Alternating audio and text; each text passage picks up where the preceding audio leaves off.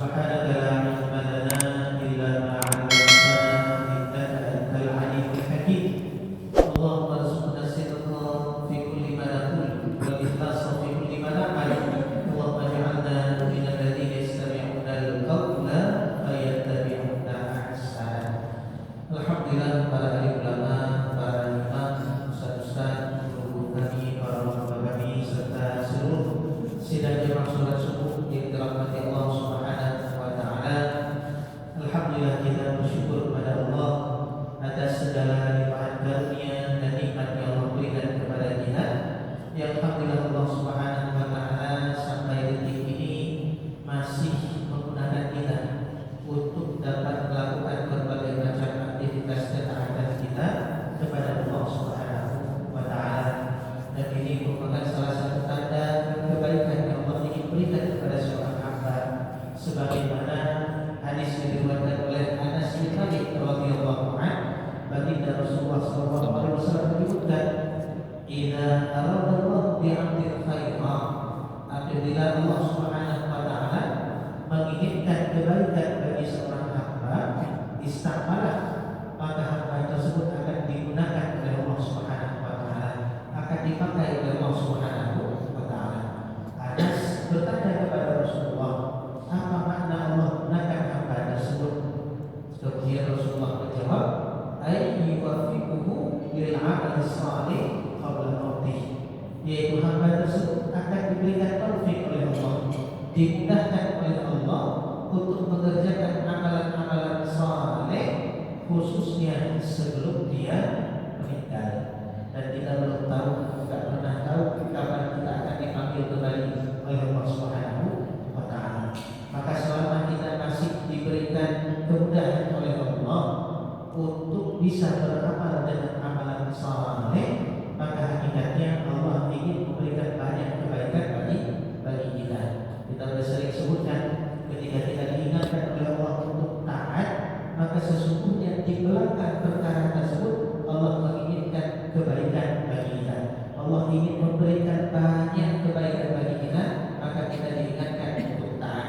Ketika kita kerjakan ketaatan tersebut, maka kebaikan yang sudah Allah siapkan untuk diberikan itu akan betul-betul kita dapatkan. Makanya rahmat Allah, alhamdulillah Allah Subhanahu wa Ta'ala berikan kemudahan kepada kita untuk bisa bangun pagi, untuk bisa menyambut seruan daripada Allah, untuk bisa hadir di rumahnya, untuk bisa sama-sama kita duduk beriktikaf di rumah Allah. Mudah-mudahan kebaikan yang kita lakukan ini betul-betul membuka pintu-pintu kebaikan yang lainnya bagi kita, dunia dan akhirat. Amin ya rabbal alamin. Salawat berikan salam senantiasa tercurahkan kepada junjungan kita baginda Nabi Muhammad sallallahu alaihi wasallam, para keluarga dan sahabat-sahabatnya yang telah memperjuangkan agama ini, membawa kita menuju kepada keselamatan dunia dan akhirat. Sidang jemaah rahmati Allah Subhanahu wa Ta'ala, sebagaimana yang disampaikan kepada kami bahwasanya pada pagi hari ini kita momennya halal bihalal. Ini halal bihalal ini apa maknanya?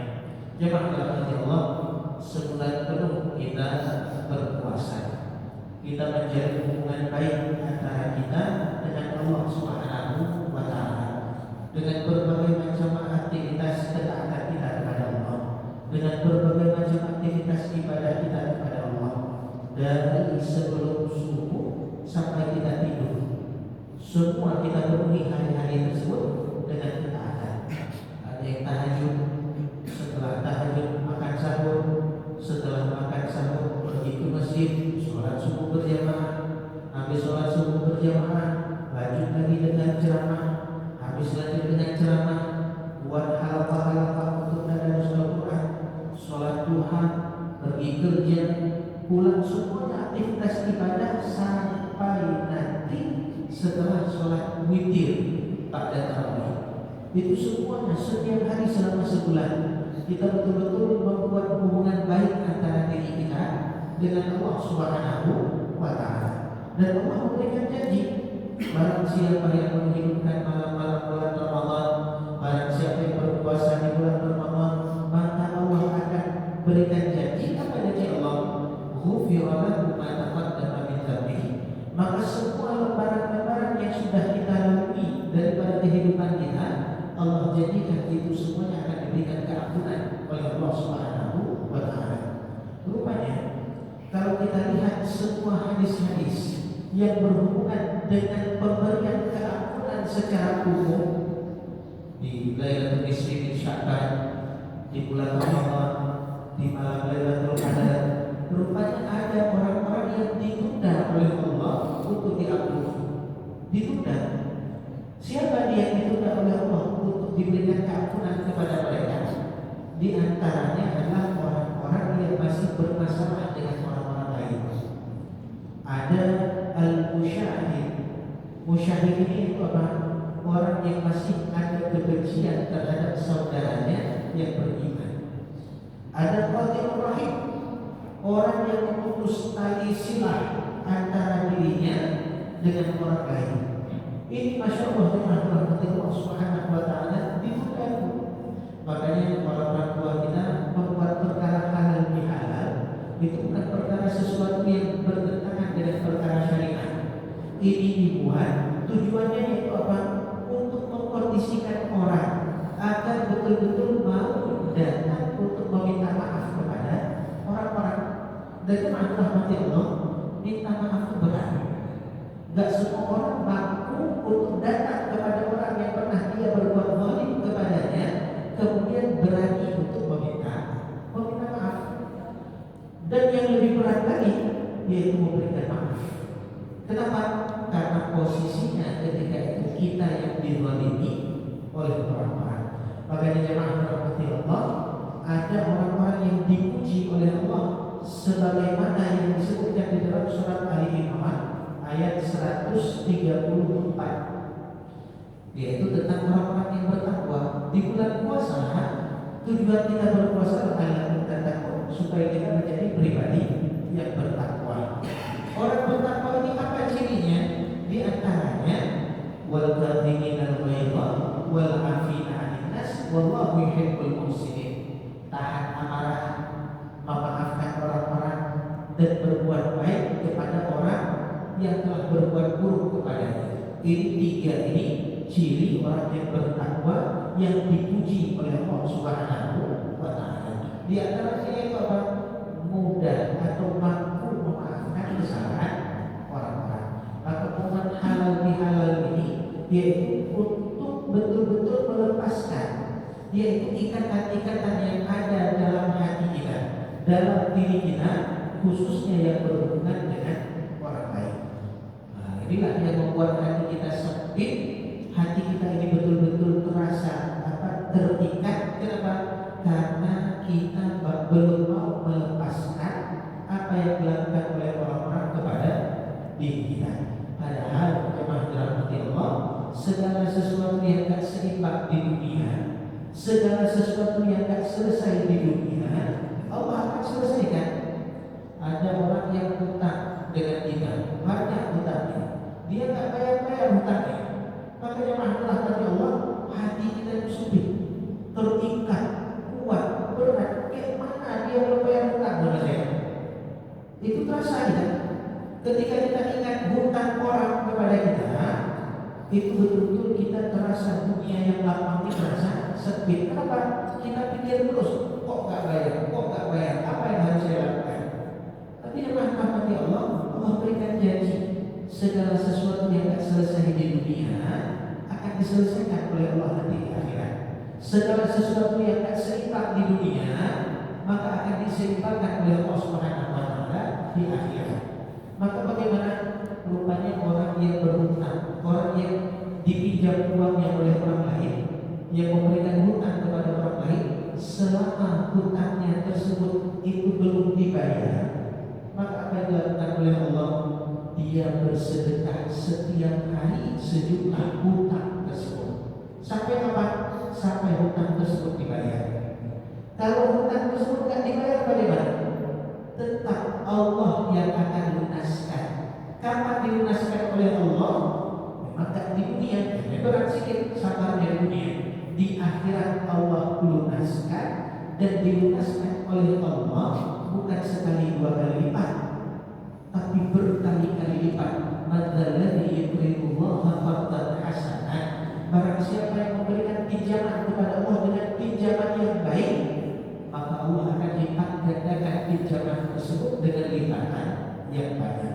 Itu baru perkara kecil, perkara hutang. Ada orang yang berbuat zalim kepada kita, itu dunia yang lapang. Kalau kita ingat-ingat kezaliman dia, terasa berat hati kita. Makanya masalah kata Allah, jangan khawatir, itu di dunia. Di akhirat Allah akan selesaikan. Kalau orang tersebut tak minta maaf bagaimana? Sungguh nanti di akhirat yang kita harapkan itu bukan maaf daripada dia. Yang kita harapkan itu apa? Ganjaran kebaikan yang Allah siapkan bagi mereka yang betul-betul yakin dengan janji Allah Subhanahu wa Ta'ala. Maka jemaah rahmat Allah, yang buat kita berat di atas dunia ini itu apa? Beban dengan sesama manusia. Makanya jemaah rahmat Allah, baginda Rasulullah dilapangkan oleh Allah, yaitu dadanya. Alam nashrah laka sadrak wa wada'na anka wizrak. Kami hilangkan daripada wahai Muhammad beban. Apa beban tersebut? Beban tersebut adalah dosa, keburukan, semua yang menyangkut tentang manusia, itu beban. Maka jemaah rahmati Allah, Allah hilangkan daripada baginda Rasulullah dan Allah lapangkan hati beliau.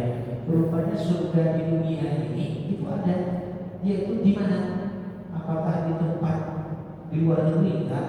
Surga di dunia ini terletak pada hati yang lapang. Kalau hati kita lapang, Masya Allah, kita tidak punya apapun, kita betul-betul terasa nikmat. Kenapa? Hati kita betul-betul luas, hati kita betul-betul lapang. Tapi kalau hati kita tidak lapang, sempit hati kita, banyak ikatan hati kita, maka apa yang terjadi jemaah rahmati Allah? Dunia yang luas ini betul-betul terasa sempit. Maka kalau ingin cari dunia, apa surga dunia, yaitu di mana? Bukan pada jabatan, bukan pada kedudukan, bukan pada banyaknya kawan, bukan pada segalanya daripada perkara dunia ini, tapi surga dunia ini yaitu terletak pada hati yang lapang.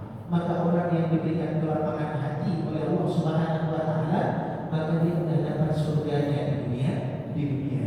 Bahkan ciri penduduk surga ketika dimasukkan ke dalam surga, apa yang Allah lakukan kepada penduduk surga ini? Orang-orang yang dimasukkan ke dalam surga, wa naza'na ma fi sudurihim min ghillin. Kami cabut daripada hatinya. Apa yang dicabut oleh Allah? Min ghillin, kebencian, kedengkian, sesuatu yang kita betul-betul kebencian dan kedengkian itu kalau ada pada hati seseorang, Masya Allah. Kalau orang masuk surga tapi ada benci di dalam hatinya, orang masuk surga tapi ada hasad, dengki di dalam hatinya, maka semua kenikmatan surga nggak bisa dirasakan. Itu kalau di dalam hati ada benci, ada dengki, masuk surga semua nikmat ada, itu nggak bisa dirasakan. Tetap surga yang luasnya betul-betul seluas langit dan bumi, bagi orang yang punya kebencian dan kedengkian, itu betul-betul surga tersebut akan terasa sempit. Tapi kalau orang yang betul-betul memiliki kelapangan hati, itu betul-betul tetap sempit seperti lapang. Maka perkara halal bihalal itu tujuannya yaitu apa? Untuk salah satu suluh, yaitu menyelamatkan hati kita, dada kita, daripada segala belenggu, segala yang mengikat daripada hati kita. Yaitu bagaimana? Dengan meminta maaf, dan yang kedua memaafkan kesalahan orang-orang. Jadi jangan sampai ketika kita dizalimi oleh orang-orang, kita berbuat bagaimana? Yang dilarang yaitu bagaimana? Bersumpah untuk tidak memaafkan orang tersebut. Nah, ini yang jangan. Jadi di zaman Rasulullah ada orang yang ketika minta maaf nggak dimaafkan, kemudian dia bersumpah demi Allah, dia bersumpah. Rupanya ditegur sama baginda Rasulullah SAW. Jadi jangan sampai kita bersumpah demi Allah sampai ke neraka mencari. Nah, jadi kalau sudah punya sumpah seperti itu menganggap neraka itu perkara kecil, sampai ke neraka akan dicari. Jangan seperti itu. Nabi ujung-ujungnya menyesal. Maka jemaah rahmati Allah, ini perkara halal bihalal. Dan yang kedua jemaah rahmati Allah yang disampaikan dalam pertemuan ini ada 3 hal. Yang pertama, memang dunia ini cepat betul perubahannya, cepat betul, sangat dinamis pergerakan dunia. Dan kadang-kadang di atas dunia ini kita tidak tahu mana yang benar, mana yang salah, mana yang hak dan mana yang batil. Dan dengan pergerakan dunia ini yang begitu cepat, kita pun sangat cepat terpengaruh oleh yang namanya keadaan dunia. Sangat cepat terpengaruh. Kita hidup di Aceh, dengan apa yang terjadi di belahan dunia sana, kita pun terpengaruh di sini. Padahal kita tidak tahu apakah itu akan sampai kepada kita. Khawatir, risaunya itu betul-betul cepat, betul-betul cepat. Kadang-kadang tidak mengetahui segalanya, itu kadang-kadang memberikan istirahat kepada kita. Jadi gara-gara HP saja kita hidup di Banda Aceh. Gara-gara kejadian di Jakarta, udah susah hidup kita di Banda Aceh. Padahal kita hidup di Aceh. Kalau orang dulu itu supaya tenang hidupnya, bagaimana? Apa yang mereka lakukan? Itu masuk ke dalam rumah, kunci pagar. Habis kunci pagar, kunci rumah. Habis kunci rumah, kunci kamar. Mati lampu, tidur, ketiduran. Itu orang karena merasa bahaya itu cuma daripada di luar rumah. Tapi orang sekarang udah kunci pagar, kunci kamar, kunci rumah, tidur tak bisa tidur. Rupanya di mana bahaya tersebut? Dalam pikirannya. Betul-betul merasa semua yang terjadi bahkan di tempat yang paling jauh di tempatnya itu seakan-akan akan terjadi kepada dirinya besok. Kita sudah lihat bagaimana orang antri BBM luar biasa. Dari semenjak kita kemarin diuji dengan musibah banjir, kok bisa perkara yang di sana terjadi, kita di sini susah? Itu belum tentu terjadi di tempat kita. Tapi perkara yang Allah ingatkan tentang kejadian hari kiamat yang pasti akan terjadi, nggak ada satupun di antara kita yang antri untuk masuk masjid. Nggak ada satupun di antara kita yang antri untuk memberikan bantuan kepada orang-orang. Nggak ada satupun di antara kita yang betul-betul antri untuk melakukan berbagai macam aktivitas ibadah. Padahal itu perkara pasti akan terjadi. Ini ditutup Selat Hormuz. Itu pun kita belum tahu apakah kita akan terkena dampaknya atau tidak. Tapi kekhawatiran kita luar biasa. Tapi khawatir kita terhadap hari kiamat, khawatir kita terhadap perkara setelah kematian, itu kita lalai. Padahal itu perkara pasti. Maka jemaah rahmati Allah, karena perubahan dunia ini yang begitu cepat dan kita cepat betul terpengaruh, maka bagaimana Rasulullah mengajarkan kita untuk betul-betul teguh dengan pendirian. Jangan sampai kita terbawa arus. Makanya di dalam hadis yang sering kita sampaikan, Rasulullah menyampaikan, la takunu imamah.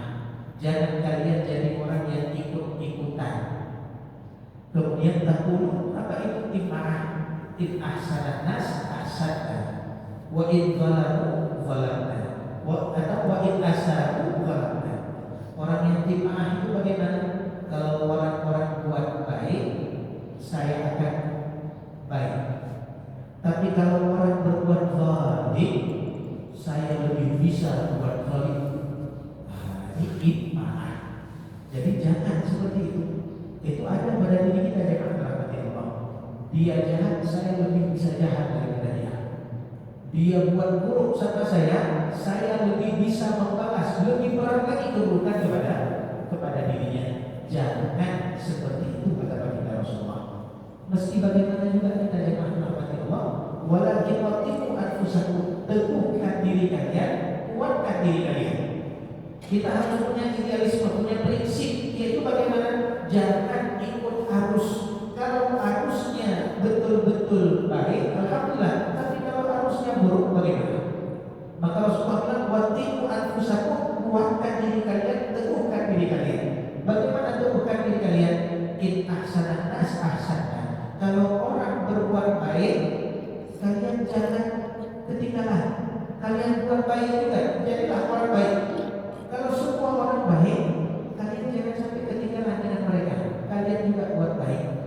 in asabu, tapi kalau orang-orang buat jahat, maka apa yang kalian lakukan?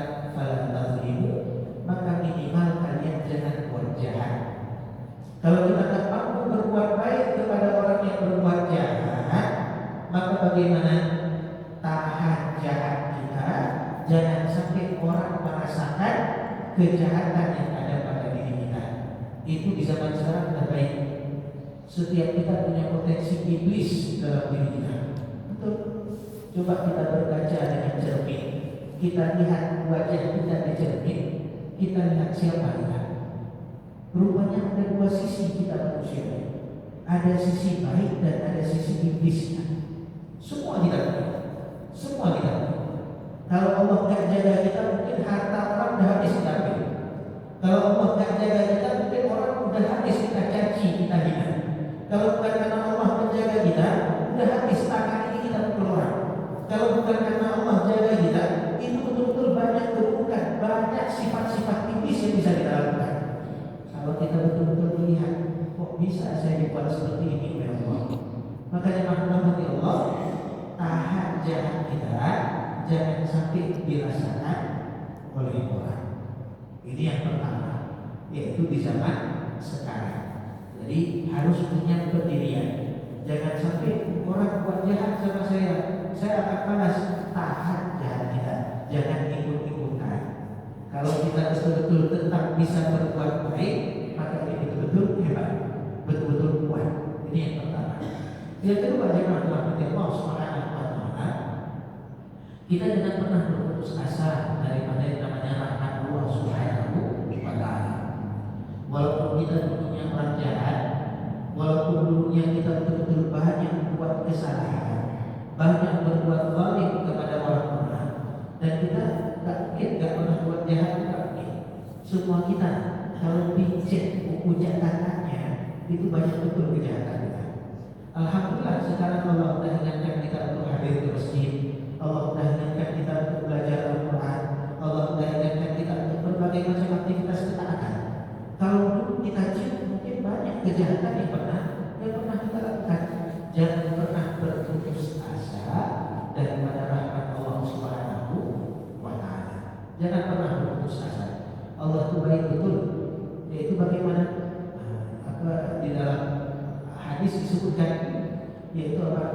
Wa ahsin kama ahsanallahu ilaika. Berbuat baiklah kalian kepada orang-orang sebagaimana Allah berbuat baik kepada kalian. Gimana Allah berbuat baik kepada kita? Kita salah, minta ampun diampuni. Buat lagi salah, minta ampun diampuni. Buat lagi salah, minta ampun diampuni. Sampai kapan kita mengulang-ulang kesalahan? Dan sampai kapan Allah mengampuni kita? Malam yufarqin, sampai nyawa itu di tenggorokan kita. Maka selama kita minta maaf, Allah pasti memaafkan.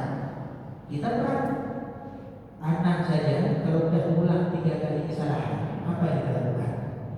Kemarin sudah ayah bilang, hari ini buat lagi, besok buat lagi. Cukup sekali aja ayah bilang. Cukup sekali. Kalau Allah mengatakan kata-kata tersebut kepada kita, gimana? Kemarin saya bilang, misalnya, sekarang kamu buat lagi.